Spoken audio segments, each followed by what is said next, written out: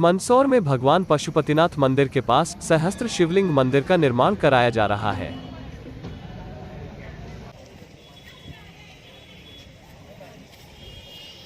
जिसमें सालों पहले नदी से निकले सहस्त्र शिवलिंग की स्थापना की जाएगी।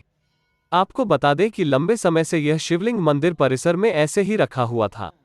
गौरतलब है कि पशुपतिनाथ मूर्ति का क्षरण रोकने के लिए यहां जलाभिषेक प्रतिबंधित किया गया था। उसके बाद प्रशासन ने जलाभिषेक के लिए करीब 4 साल पहले सहस्त्र शिवलिंग स्थापना का प्रोजेक्ट शुरू किया था, जिसके तहत मंदिर निर्माण पूर्णता की ओर है।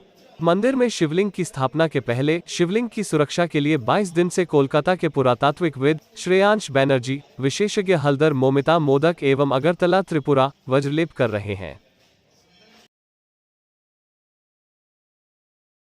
शिवलिंग पर वज्रलेप कर रहे विशेषज्ञ भी हैरान हैं। उनका कहना है कि हमने आज तक ऐसा पत्थर नहीं देखा था। यहाँ पे इन दोनों के बारे में ही बोल रहे थे। ये नर्मदा वाले पत्थर है, ये लाल और पीला। इसके जैसे हम लोगों ने सेम टू सेम करके ये वाले पत्थर बनाया है हमने। इधर भी है, ये देखिए, इस तरफ दिखेगा, उस तरफ भी है, इधर का हम लोगों ने बनाया है। एक एक करके हम लोगों ने बिठाया है यहाँ इधर का। तो ये वाले पत्थर जो है बेसॉल्ट वाले जो बताते थे, वो वाले हार्ड है। इससे भी हार्ड ये जो काले वाले हैं, कुछ दिख रहा है दाने दाने से, ये वाले इससे भी हार्ड है, ग्रेनाइट्स के हैं। और सफ़ेद जो सतहें दिख रही हैं, ये इसमें कैल्साइट्स भी है, जो क्रिस्टल बनने से पहले एक स्टेज होता है उसमें बनता है। तो ये आग्नेय शिला और सेडिमेंट्री और चूना पत्थर, ये तीनों का एक मिश्रण है इसमें। जो वही बोल रहे थे कि ये दिखना बहुत कम होता है हम लोगों को। एक इससे पहले एक देखा था इंडियन म्यूजियम में है, 2 पत्थर का मिला, वो इंडोनेशिया से मिला है। वो क्या बोलते हैं उसका, नारायण का मूर्ति है, नारायण जी की मूर्ति। वो दोनों पत्थर का वो मिश्रण है। पर इतना अजीब तरीके से ये बना हुआ मिश्रण हम लोगों को तो पहली बार दिखा होगा। अगर किसी को इसके बारे में कुछ ना समझ नहीं है तो वो बोलेगा कि ये पत्थर मिला के कुछ बना दिया है शायद। ये बहुत रेयर है, इम्पॉसिबल ये बनना। वो शिल्पी को भी हम लोगों को नमन है, जिनको इसके बारे में उतना मालूम पता नहीं था। उनको कोई किसी ने मना नहीं किया कि इसको शिवलिंग मत बनाओ, क्योंकि ये पूजा इसका वो नहीं हो सकता, क्योंकि ये पत्थर बहुत सॉफ्ट है। फिर उसको बस मिला था ये पत्थर, उसने ये बना दिया, इसलिए हम लोगों को ये मिला है। एग्जाम्पल, ये पत्थर कहाँ का पाया जाता है? ये पत्थर कहीं का पाया नहीं जाता। इधर का अभी यहीं पर हम लोगों को मिला है। एक इधर का कर्नाटक साइड होता है। कर्नाटक का तो वो अलग है।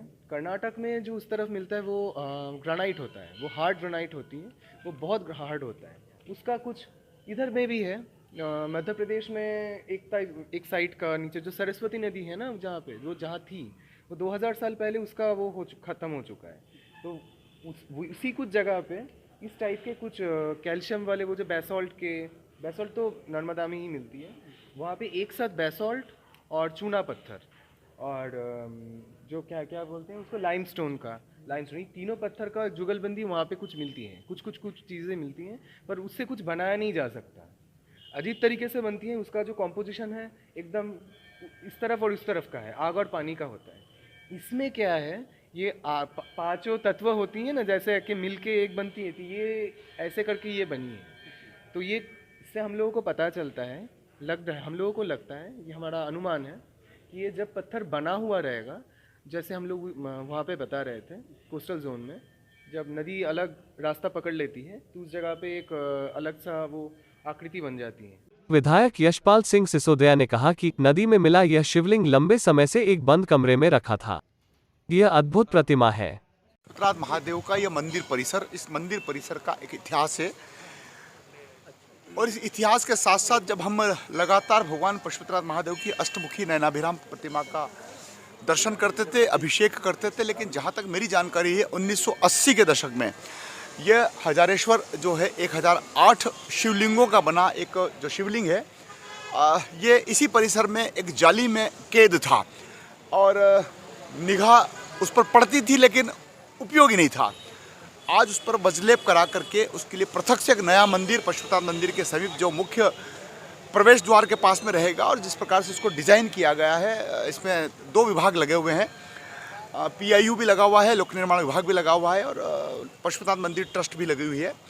और तत्कालीन कलेक्टर OP श्रीवास्तव जी ने इसकी कल्पना को प्रारब्ध किया था। माननीय मुख्यमंत्री श्री शिवराज सिंह जी चौहान ने इस नए मंदिर और जो पुनर्स्थापित और पुनर्लेप किया हुआ जो हमारा हजारेश्वर महादेव का जो शिवलिंग है, उसकी उन्होंने आधारशिला रखी थी, उसका भूमि पूजन किया था। आज मंदिर अपने स्वरूप में है और मुझे बताते हुए अत्यंत प्रसन्नता है कि रात दिन काम कर करके और जो कलकत्ता से इसके विशेषज्ञ आए हैं उन्होंने इसका वज्रलेप कर दिया और आज संत जी की मौजूदगी में हमने उसको पानी डाल करके देखा, एक बूंद पानी भी पूरे हजारेश्वर का जो शिवलिंग है उसके ऊपर नहीं टिका, झरझर से निकल गया और इस पर अच्छे से खूबसूरत ढंग से वज्रलेप किया गया। और चूंकि ये लंबे समय तक, लंबे अरसे तक पशुपतिनाथ मंदिर के इस परिसर में ऐसा ही वीरान सा पड़ा हुआ था, जिसके लिए न केवल नया मंदिर स्थापित हुआ है बल्कि बहुत जल्दी हम इसकी प्राण प्रतिष्ठा का कार्यक्रम का आयोजन करेंगे। और महाघंटा जो मंदसौर में लगभग 32 क्विंटल 37 क्विंटल वजन का जो बना है,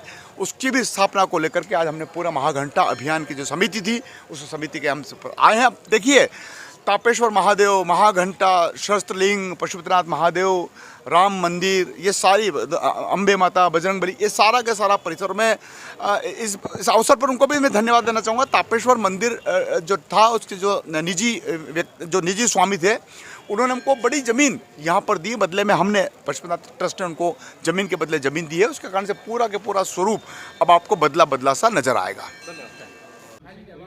कलेक्टर गौतम सिंह ने बताया कि वज्रलेप के बाद शिवलिंग 20 से 25 सालों के लिए सुरक्षित हो जाएगा। क्योंकि अब मंदिर अपने अंतिम स्वरूप में आ रहा है, तो इसलिए आज हमने सबको आमंत्रित किया था और विशेष रूप से भगवान सहस्त्रेश्वर महादेव या भगवान पशुपतिनाथ या भगवान तापेश्वर महादेव या बालाजी की जब बात करें तो ये मूर्तियाँ, ये विग्रह बड़े विलक्षण हैं, ये अद्भुत हैं। तो जो हमारी विशेषज्ञों की टीम कलकत्ता से आई थी उनके थ्रू बहुत सारी चीज़ें हमको पता चली, तो मुझे लगा कि शहर को भी पता होना चाहिए कि उनके पास कौन सी धरोहर है और उसको सुरक्षित रखना सबकी जिम्मेदारी है। तो बहुत सारी जो वैज्ञानिक पहलू हैं, जो पत्थर के संबंध में, पत्थर के बनावट के संबंध में, पत्थर कैसे बना, इसके संबंध में आपने विशेषज्ञों से सुन लिया है। तो भविष्य में मूर्ति संरक्षित रहे, सुरक्षित रहे और अपनी पूरी भव्यता से विराजमान रहे, इसलिए मैं जागरूकता लाने के लिए भी आप लोगों से आह्वान कर रहा था कि आप लोग इस संबंध में लोगों को बताएं, सबको पता चले। और निश्चित तौर पे ये हमारे लिए बहुत बड़ी धरोहर है, बहुत बड़ा काम है ये। धन्यवाद। हमारे चैनल को सब्सक्राइब करें और बेल आइकन को दबाएं।